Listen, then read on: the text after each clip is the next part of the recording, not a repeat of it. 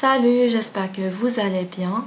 Aujourd'hui, on va présenter le cours d'anatomie du cœur, mais avant de commencer, je vais vous demander d'abonner ma chaîne pour que je puisse aider le maximum des étudiants et on commence.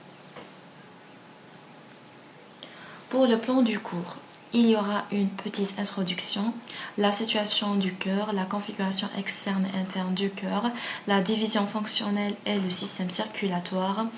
Et il y aura également la structure du cœur, les rapports et dernièrement la vascularisation. Il existe 3 types de muscles. Il y a le muscle lisse qui se trouve dans les viscères et il y a le muscle strié. Pour le muscle strié, il y a le muscle strié squelettique et le muscle cardiaque. Le cœur est un muscle strié et creux. Que veut dire creux? Creux veut dire qu'il possède des cavités. Et à commande involontaire. Qu'est-ce que ça veut dire à commande involontaire? Par exemple, lorsque je veux assurer la flexion de mon bras, je le fais tout simplement, n'est-ce pas? Mais pour le cœur, le battement du cœur est automatique et indépendant de toute volonté et de toute conscience. Pour le poids du cœur, il pèse 270 grammes chez l'homme et 250 grammes chez la femme. Et il a la forme d'un pyramide triangulaire avec une base postérieure et un sommet antérieur.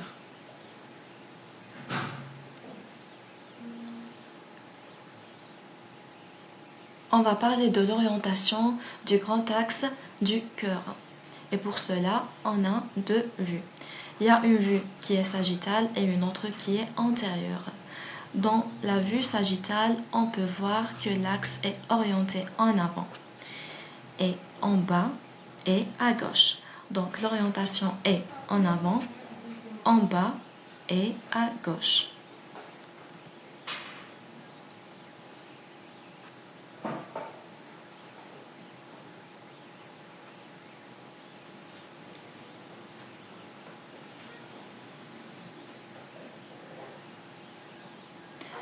Entre le sternum en avant et la colonne vertébrale en arrière, et surtout entre les 2 faces internes des poumons, existe un espace qu'on appelle le médiastin.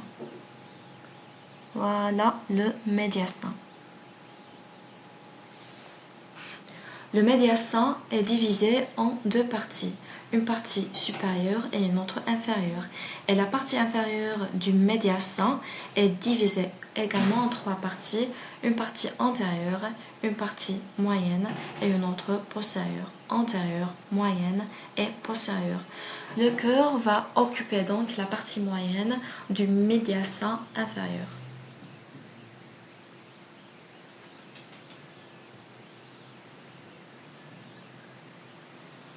Voilà la disposition du cœur dans la partie moyenne du médiastin inférieur. Sur le plan sagittal,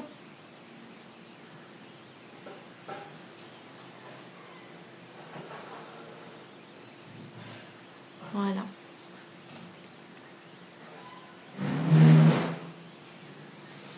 Maintenant, on va parler de la configuration externe du cœur. Le cœur possède 3 faces, 3 bords, une base et un sommet. Il possède une face antérieure ou bien une face sternocostale qui s'étend de là jusqu'à là. Voilà. Tout ça est la face sternocostale. Une face inférieure ou diaphragmatique, et une face pulmonaire ou latérale gauche.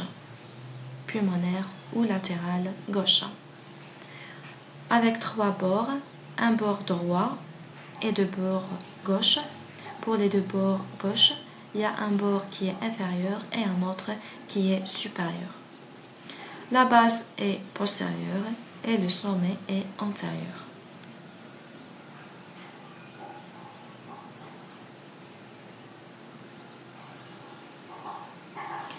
Voilà la face sternocostale ou bien la face antérieure. le sternum va être à peu près ici, les côtes à peu près ici. Donc cette face est contre le sternum et les côtes. C'est pour cela on l'appelle la face sternocostale.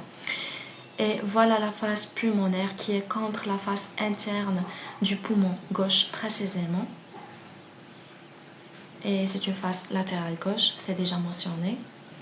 Et il y a bien sûr la face inférieure ou bien la face diaphragmatique qui est située contre le diaphragme.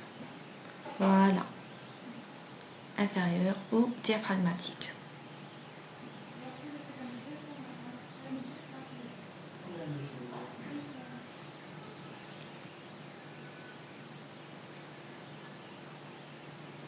Le cœur est divisé en 4 parties, 2 atriums et 2 ventricules.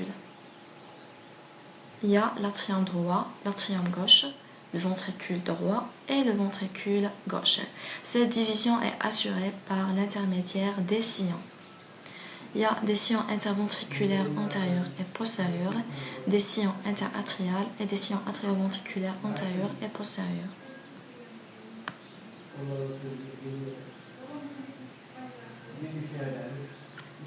Voilà le sillon interventriculaire antérieur et le sillon interventriculaire postérieur qui vont être liés au niveau de la pointe du cœur. Il y a le sillon interatrial antérieur et le sillon interatrial postérieur. Et il y a également le sillon atrioventriculaire entre les 2 atriums et les 2 ventricules antérieurs. Voilà le sillon atrioventriculaire antérieur. Et le sillon atrioventriculaire postérieur qui est sous forme d'une semi-cercle. Ces 4 sillons vont être liés en arrière du cœur pour former la croix du cœur. La croix du cœur.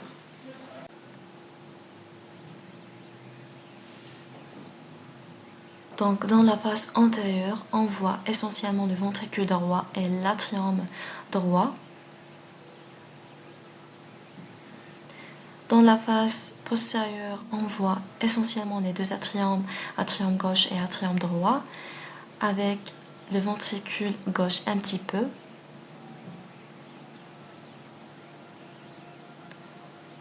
Dans la face latérale droite, on voit essentiellement l'atrium droit, un petit peu le ventricule droit. Dans la face latérale gauche, on voit surtout le ventricule gauche avec un petit peu l'atrium gauche. Sur la face supérieure, on voit surtout les 2 atriums avec les gros vaisseaux, l'aorte, la veine cave supérieure, l'artère pulmonaire. Et sur la face inférieure, on voit surtout les 2 ventricules, ventricule gauche et ventricule droit, et la veine cave inférieure. Voilà, la veine cave inférieure. Ok? Maintenant, on va parler de la configuration interne qui comporte la division anatomique, les septums ou bien les cloisons, les parois, les orifices, la configuration interne de chaque cavité. Commençons bien sûr par la division anatomique. Le cœur comporte 4 cavités, l'atrium droit et l'atrium gauche, le ventricule droit et le ventricule gauche. Pour les septums, il y a 3 septums. Il y a le septum interventriculaire entre les 2 ventricules. Il y a le septum interatrial. Il est caché ici par les gros vaisseaux, mais il se trouve à ce niveau-là entre les 2 atriums droit et gauche. Et il y a le septum atrioventriculaire qui s'interpose entre les 2 atriums et les deux ventricules et qui se trouve à ce niveau-là. Commençons par le septum interventriculaire.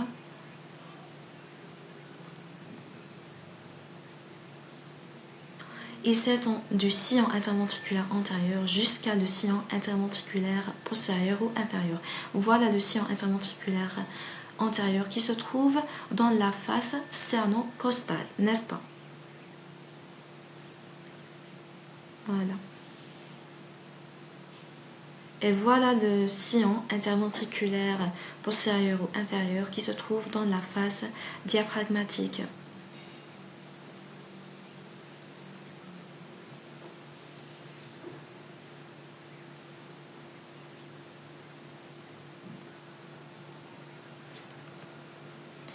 Ça veut dire, si on va faire une vue d'après la pointe du cœur, une vue d'après la pointe du cœur, on peut synthétiser que le septum interventriculaire s'étend du sillon interventriculaire antérieur sur la face sternocostale jusqu'à le sillon interventriculaire postérieur sur la face diaphragmatique.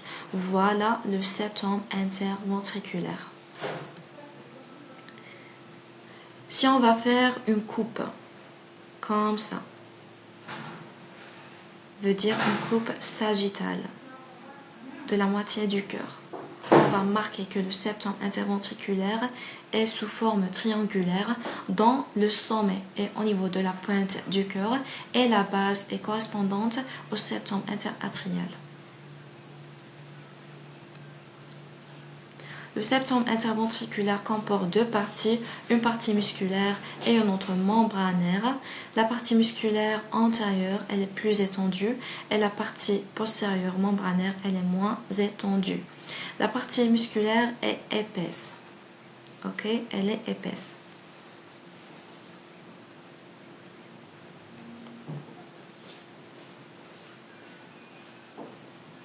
Maintenant, on va parler du septum interatrial. Le septum interatrial est un septum qui est mince, qui est situé entre les deux atriums bien sûr, et qui présente une fosse ovale dans sa partie droite. Ça veut dire dans la paroi médiale de l'atrium droit. Il va présenter une fosse ovale. Pour les différentes parties du septum interatrial, on va parler un petit peu de l'embryologie.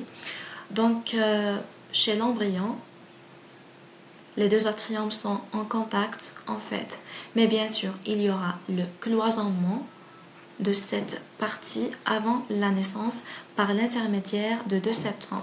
Le septum premium qui est en bleu et le septum secondium qui est en vert. Comme vous voyez donc, cette partie est constituée essentiellement du septum premium et cette partie est constituée essentiellement de septum secondium et il y a également cette partie qui est intermédiaire entre la cloison atrioventriculaire et la cloison interatriale. Donc, le septum interatrial est constitué de trois parties, le septum secondium, le septum premium et le septum intermédium. Et dernièrement, il y a le septum atrioventriculaire qui est entre les deux atriums et les deux ventricules, qui possède deux orifices atrioventriculaires, une droite entre l'atrium droit et le ventricule droit, et une gauche entre l'atrium gauche et le ventricule gauche. Celle-ci est appelée l'orifice qui est muni de la valvule tricuspide, et celle-ci c'est une valvule mitrale. Si on va faire une coupe à ce niveau-là, c'est ça ce qu'on va voir. Donc le septum atrioventriculaire comporte deux orifices, la valvule tricuspide et la valvule mitrale, avec des parties membraneuses. Donc le septum atrioventriculaire comporte deux parties. Attendez.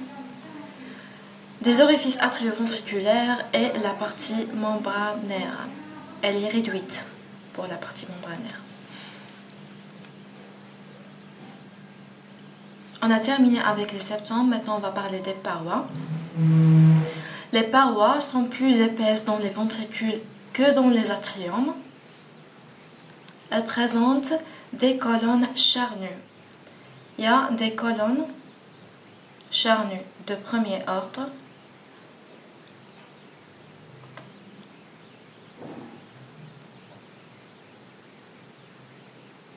Voilà les colonnes charnues de premier ordre ou bien les muscles papillaires ou piliers dont la base est liée à la paroi et le sommet va donner insertion à des cordages tendineux. D'accord? Donc base liée à la paroi et le sommet va donner l'insertion à des cordages tendineux.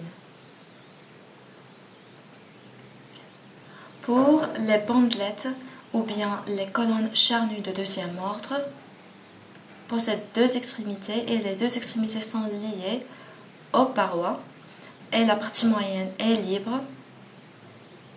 Et pour les colons charnus de troisième ordre, ils sont que des épaississements et des saillies de la paroi cardiaque. En ce qui concerne les colons charnus de deuxième ordre, il y a une qui est importante qu'on appelle la bandelette onciforme du ventricule droit.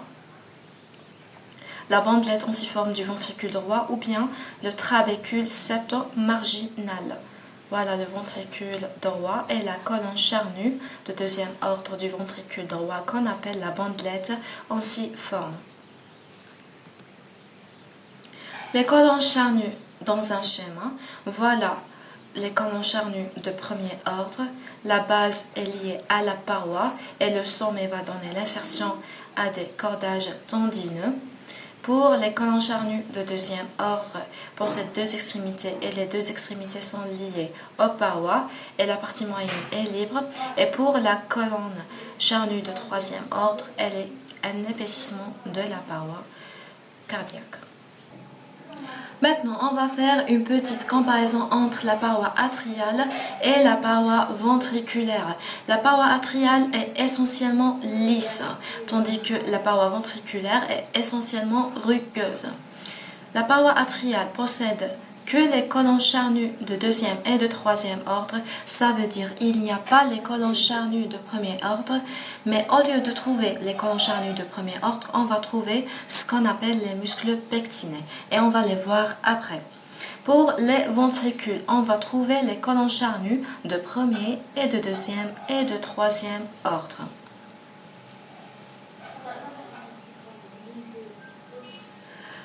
Maintenant, les orifices.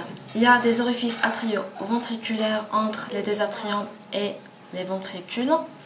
Et il y a des orifices artériels qui sont entre chacun des deux ventricules et le gros vaisseau correspondant. Ça veut dire entre le ventricule droit et l'artère pulmonaire et entre le ventricule gauche et l'aorte.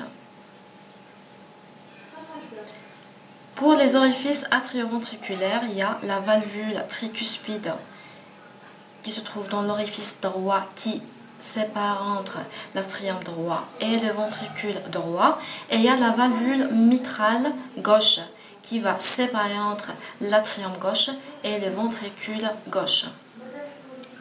Pour les orifices artériels, il y a la valvule sigmoïde pulmonaire qui est entre le ventricule droit et l'artère pulmonaire. Et il y a la valvule aortique entre le ventricule gauche et l'aorte. Avant de détailler de plus, on va parler des deux notions, le systole et le diastole. Commençons par le diastole. Le diastole est le remplissage du cœur du sang. Le sang arrive à deux atriums, arrive à l'atrium droit par la veine cave supérieure et la veine cave inférieure et arrive à l'atrium gauche par les veines pulmonaires. Après, il y aura le remplissage des ventricules à partir des deux atriums à travers les orifices atrioventriculaires qui sont munis de valvules tricuspides pour la partie droite du cœur et la valvule mitrale pour la partie gauche du cœur.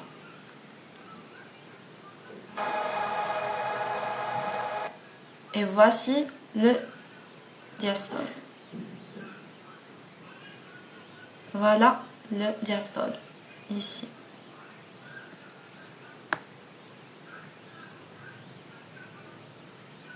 Voilà. Donc, c'est ça le diastole. Il correspond donc à l'ouverture des valvules atrioventriculaires et la fermeture des valvules artérielles. Durant le diastole, j'insiste, les valvules artérielles sont fermées et les valvules atrioventriculaires sont ouvertes, bien sûr, pour assurer le remplissage des deux ventricules, ce qu'on appelle le diastole.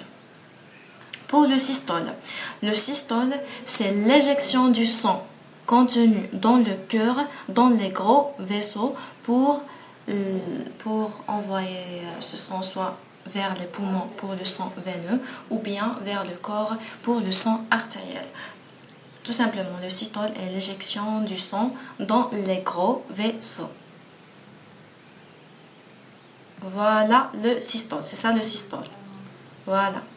Donc, le systole correspond à l'ouverture des deux valvules artérielles, la valvule sigmoïde pulmonaire et la valvule aortique, pour assurer l'éjection du sang dans les gros vaisseaux. Et durant le systole, les valvules atrioventriculaires sont fermées.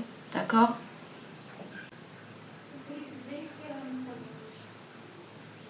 Voici le diastole, le systole.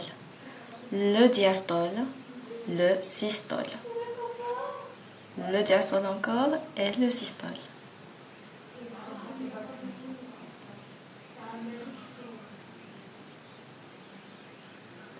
C'est une vue de la base du cœur. Donc, durant le diastole, les orifices atrioventriculaires sont ouverts, tandis que les orifices artériels sont fermés. Et durant le systole, les orifices artériels sont ouverts, tandis que les orifices atrioventriculaires sont fermés. On va commencer par l'étude des orifices atrioventriculaires. Commençons par la valvule tricuspide qui possède 3 valves. Une valve antérieure, une valve postérieure et une valve médiale. Pour la valvule mitrale, elle possède que 2 valves, la valve antéro-médiale et la valve postéro-latérale. Je vais mentionner que les valvules, soit tricuspides ou mitrales, sont liées au colon charnu de premier ordre des ventricules par l'intermédiaire des cordages tendineux. Maintenant, pour les valvules artérielles, la valvule sigmoïde pulmonaire comporte une valve antérieure, une valve droite, une valve gauche, tandis que la valvule aortique comporte une valve postérieure, une valve droite et une valve gauche. Au centre de ces valvules aortique et sigmoïde pulmonaire se trouvent des nodules. Se trouvent les nodules de Morgani. Attendez. Les nodules de Morgani pour la valvule sigmoïde pulmonaire, et la valvule aortique possède les nodules d'Aontios. Les nodules d'Aontios.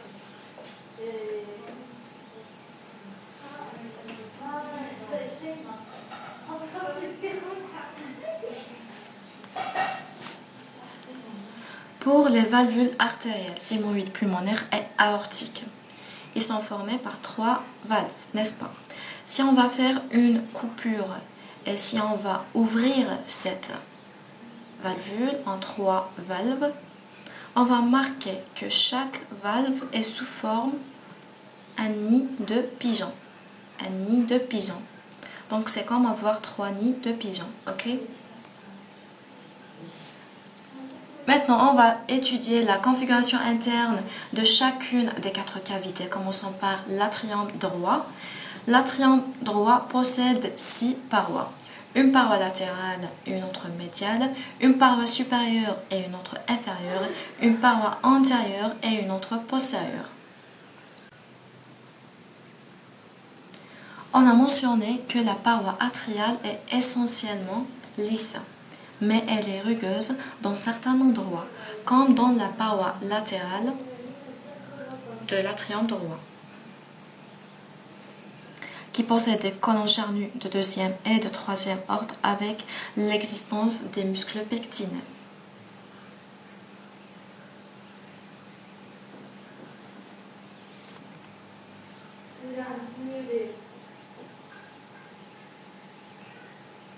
Voilà les muscles pectinés. Ces longues fibres. D'accord?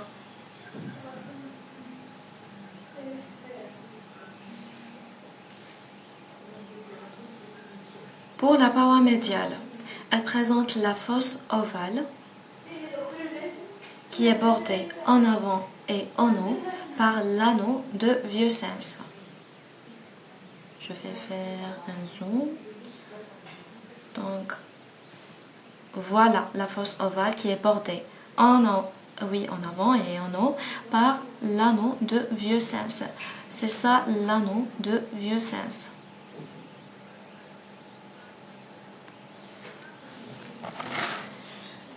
Et maintenant, pour la paroi supérieure, elle possède l'abouchement de la veine cave supérieure. Et l'abouchement de la veine cave supérieure ne possède aucune valvule, ok? Ne possède aucune valvule. Pour la paroi inférieure, elle présente l'abouchement de la veine cave inférieure et l'abouchement du sinus coronaire. C'est quoi le sinus coronaire? Voilà le sinus coronaire. Donc le sinus coronaire s'ouvre ou bien entre en fait dans l'atrium droit à côté de la veine cave inférieure. Je vais mentionner que l'orifice de la veine cave inférieure possède une valvule qu'on appelle la valvule d'Eustache. Et également l'orifice de sinus coronaire possède une valvule qui est la valvule de Tébésius. Tébésius, ok? Donc, l'orifice de la veine cave supérieure ne possède aucune valvule, tandis que l'orifice de la veine cave inférieure possède une valvule qu'on appelle la valvule d'Eustache.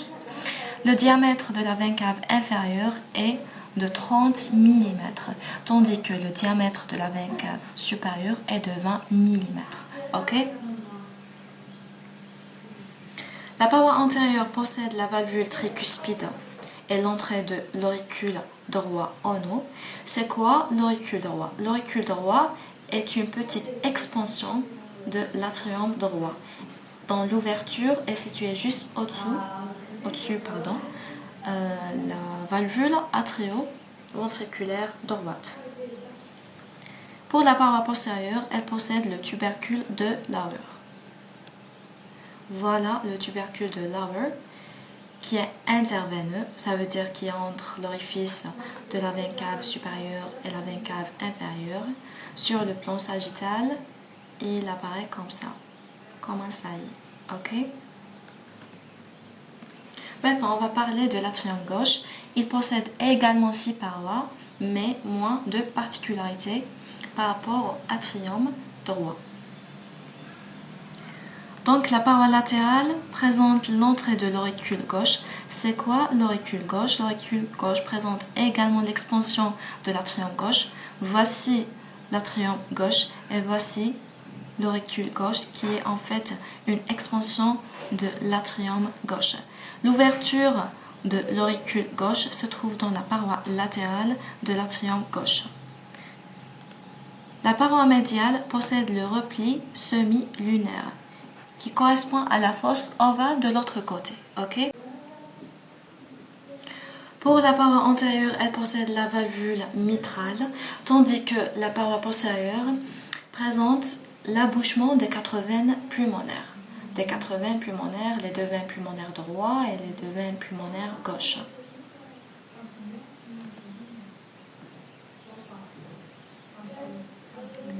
Maintenant, on va parler du ventricule droit. Le ventricule droit est sous forme d'une pyramide triangulaire qui possède 3 parois. Une paroi antérieure, voilà la paroi antérieure, et une paroi médiale ou septale, et une paroi postérieure ou inférieure, une base et un apex.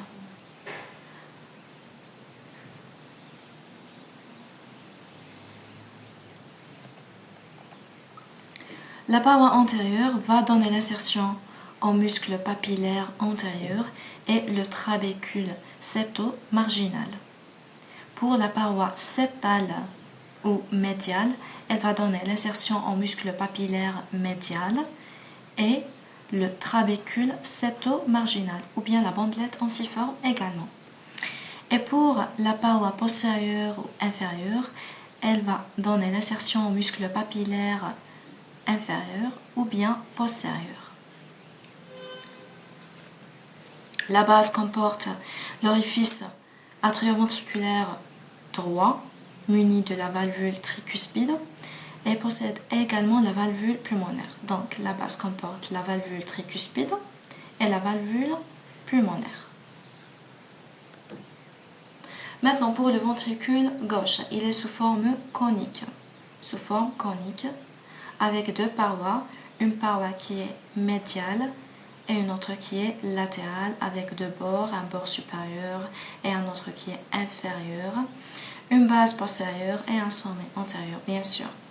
Le bord supérieur va donner l'insertion au muscle piliaire antérieur, et pour le bord inférieur, il va donner l'insertion au muscle papillaire postérieur.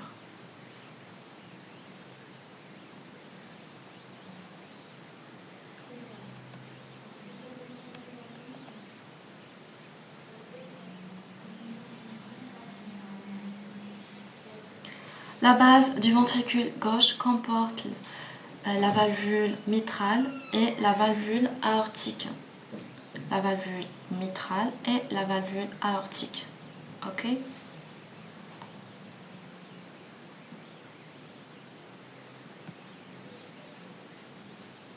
Sur le plan fonctionnel, on peut distinguer deux régions des ventricules. Il y a la chambre de remplissage qui est en regard de la valvule tricuspide dans le cœur droit et en regard de la valvule mitrale dans le cœur gauche. Et il y a également une chambre d'éjection qui est en regard de la valvule sigmoïde pulmonaire dans le cœur droit et en regard de la valvule aortique dans le cœur gauche. Donc deux chambres, une chambre de remplissage où s'effectue le remplissage et une chambre d'éjection où s'effectue l'éjection, le systole. Chambre de diastole, chambre de systole. Dernièrement, on va parler de la division fonctionnelle et le système circulatoire. Le cœur est divisé en deux parties, une partie droite et une autre gauche. Le cœur droit du sang veineux et le cœur gauche du sang artériel. L'atrium droit reçoit le sang veineux du corps entier par l'intermédiaire de la veine cave supérieure et la veine cave inférieure. Le sang passe après de l'atrium droit vers le ventricule droit par l'intermédiaire de la valvule tricuspide. Après, le sang passe vers les poumons par l'intermédiaire de l'artère pulmonaire où s'ouvre la valvule pulmonaire. Les poumons sont bien sûr le siège des échanges gazeux où s'effectuent où les alvéoles pulmonaires vont extraire du CO2 et donner de l'O2. Après, il y aura le retour du sang qui est riche en O2 et l'entrée de ce sang à l'atrium gauche. Le sang passe de l'atrium gauche vers le ventricule gauche à travers la valvule mitrale et passe après à partir du ventricule gauche vers l'aorte par l'intermédiaire de la valvule aortique pour assurer la vascularisation artérielle du corps entier. La petite circulation est celle qui concerne les poumons, tandis que la grande circulation est celle qui concerne le corps entier. Je vais mentionner que la paroi du ventricule gauche est la paroi la plus épaisse du cœur. Pourquoi ? Parce que, comme on a vu, le ventricule gauche va propulser le sang vers le corps entier. Donc, il a besoin d'une contraction importante. C'est pour cela la paroi et les fibres musculaires sont trop, donc la paroi est épaisse. Je vais également mentionner qu'il n'y a aucun contact entre le cœur droit et le cœur gauche, sauf chez l'embryon avant la naissance ou bien s'il y a un cas pathologique quelconque. C'était la première partie d'anatomie du cœur. J'espère que ça va vous aider, même si un petit peu. Si vous avez des questions ou bien des critiques constructives, s'il vous plaît, laissez-les dans les commentaires. Et n'oubliez pas de faire un petit like et subscribe. Et bon courage à vous tous de la part d'Anéosie et de la part de ce petit cœur. À la prochaine.